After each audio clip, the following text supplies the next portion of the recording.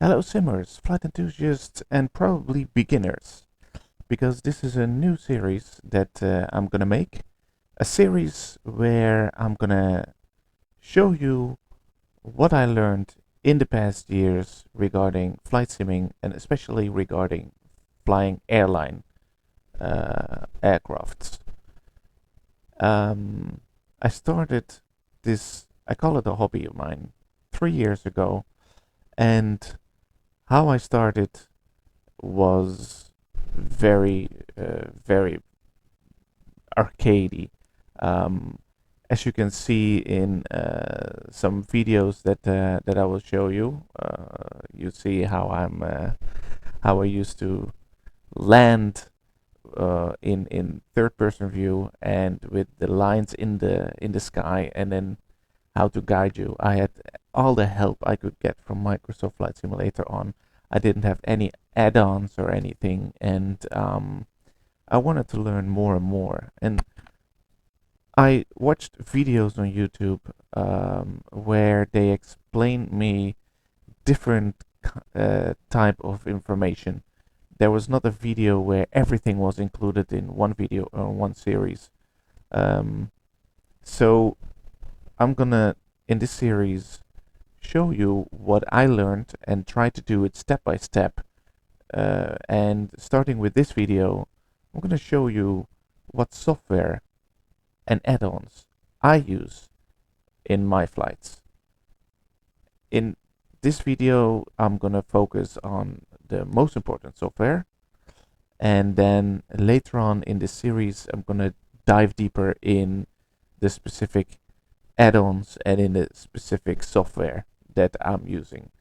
For example, when I do my flights, I use Navigraph for charts, and there will be a video where I will explain the basics because I'm not a professional. There are people that do much better, but I think I can explain you the basics so that you can do the same type of flights as I'm doing. So let's get started.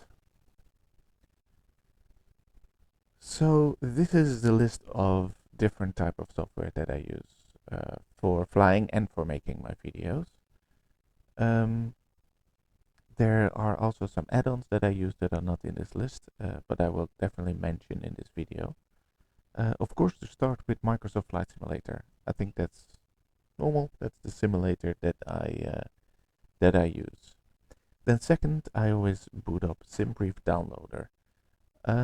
I create my flight plans in SimBrief, and SimBrief is a website on the internet where you create your flight plans. You just type in your airline, flight number, departure, and your arrival airport. You type in what aircraft you're using, and it actually calculates out for you your whole flight plan.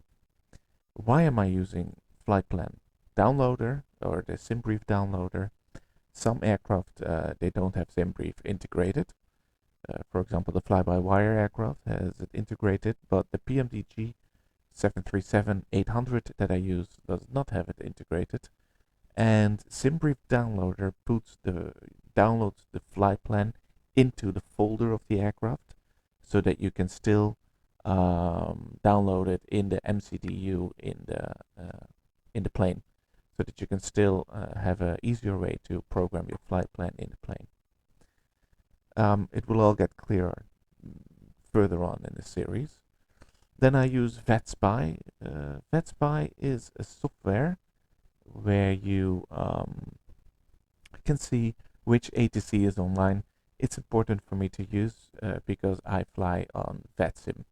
VetSim is not a software that you start up, but it's a server where you fly online with all kind of other people, and where you have people that are doing the ATCs. When you have watched my videos, then you hear that I ask for clearance to fly, to ask permission to take off, to land, and all that communication goes through VetSim. And to be able to see which frequency I need to tune in and who is online, I will use VetSpy. vPilot is the VetSim client that I use. This is the software that connects the simulator with the network of VetSim, and this is then the client that makes you connect, and this is the connection between the simulator and VetSim. Very important to use if you would like to fly on VetSim. I will handle this in one video. Then I always have Navigraph Charge and Navigraph SimLink. Navigraph Charge is connected with SimBrief. It's one and the same company. And if you use SimBrief, I can always recommend to use Navigraph. Navigraph is a paid subscription. It's 10. I'm from Europe, so it's €10.99 per month. But it's definitely worth it. They are very detailed charge, and if you use your SimBrief flight plan, then it always uses the Navigraph charge, and it's connected. If you open your Navigraph charge, then you can upload from SimBrief your flight plan, and from then on use your charge.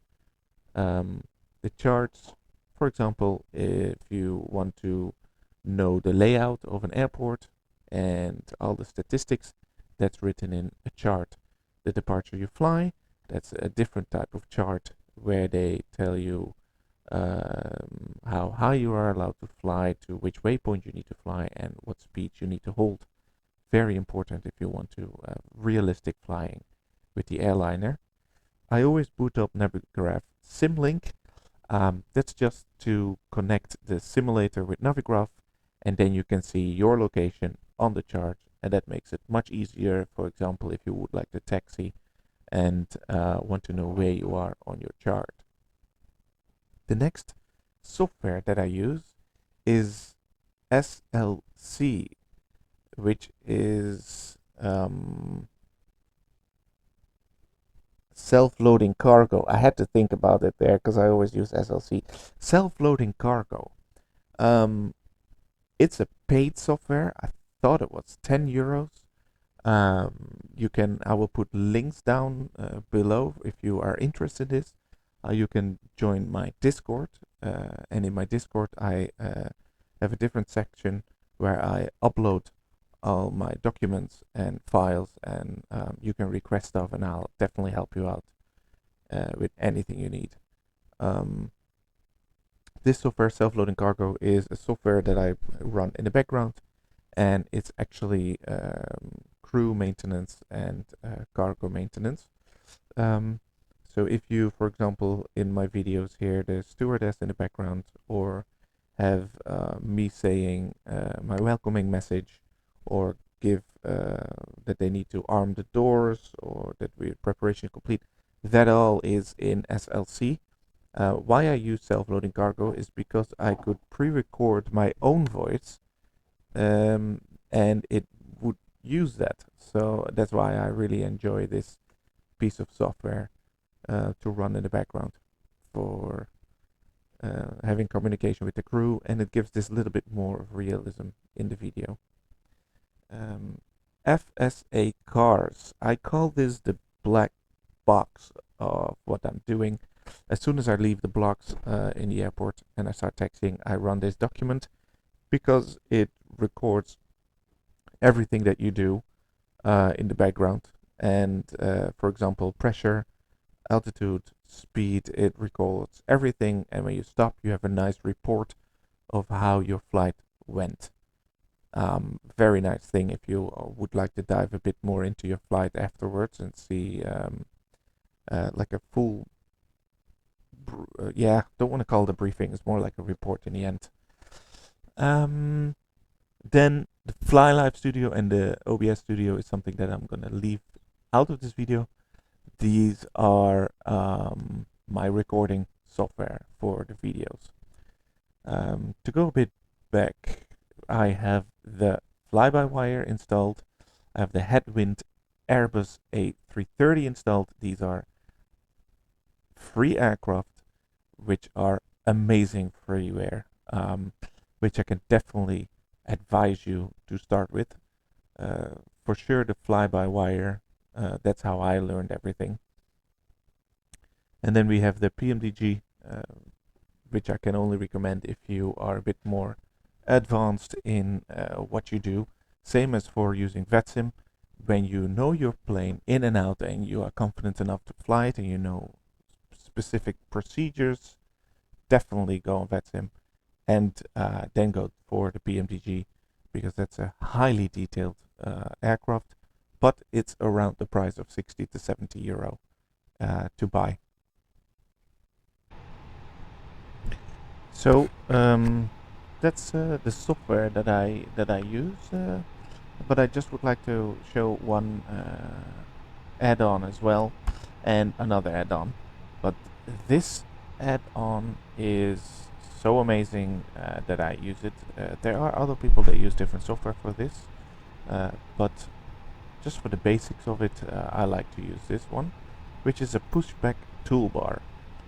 You can get it for free from the flightsim.to if you just go to the website. There we go. It's the toolbar pushback. It's an amazing tool because you can just go and pre-plan your pushback like this, and then you just request your pushback. Cockpit to ground. And there we go. This is ground. Stand by. It's an amazing thing. It just tells you what to do. For example, release parking brake and start the engines in sequence, and it will push you back completely to the spot where you want it to be. It said that it's not working with the fly-by-wire or the headwind, but I have never experienced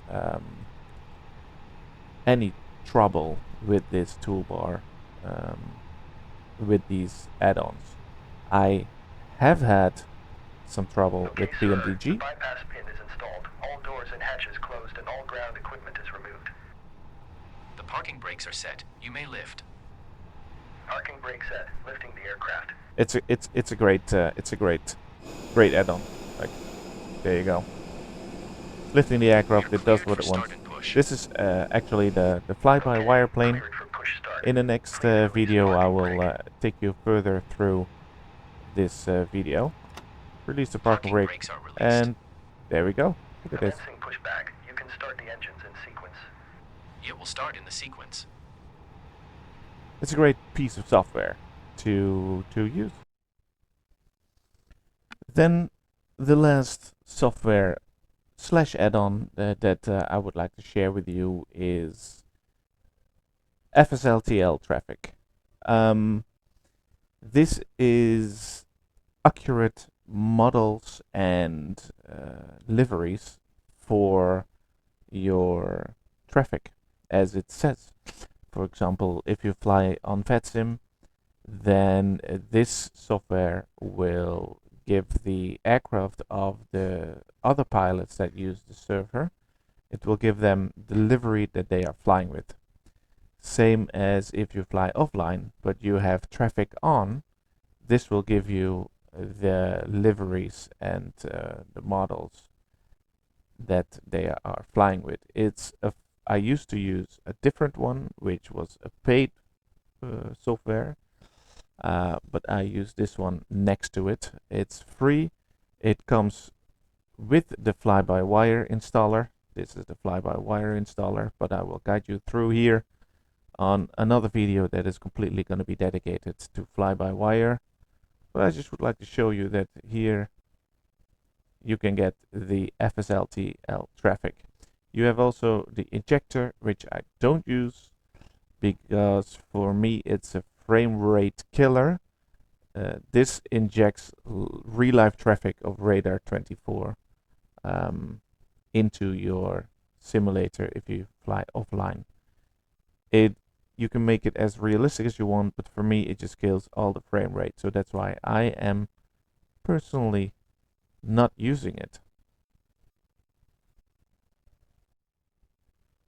So far this short video and a video of the beginning of a series where I would like to take you by the hand and show you everything that I've learned and to get you on the same beginner's level, because I still see myself as a beginner of flight simming. I hope you enjoyed. If you feel that there's anything missing, comment it down below. Feel free to subscribe, like the video, and you're more than welcome to join the Discord, where I will answer all your questions and even do a shared cockpit if you're up for it. Thank you very much. Have a great day. Bye bye.